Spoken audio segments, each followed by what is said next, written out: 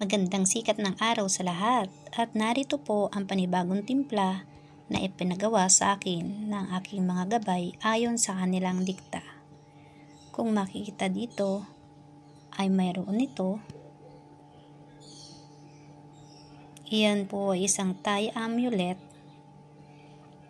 na nagbibigay proteksyon at swerte, panghalina. Ito po ang medalyong manok na nagbibigay swerte rin sa pagtaya o pagsugal sa anumang hanap buhay. Narito po ang Santo Niñong Hubo na siya nagbibigay din ng panghalina o lakas ng karisma o panggayuma kung tawagin. Ito po ay nagbibigay ng swerte sa anumang uri ng hanap buhay o negosyo, pampaamo, pampasuko, pampasunod, at pampalakas ng karisma. Pabalik ng taong minamahal na lumayo na. Sa tama lamang gamitin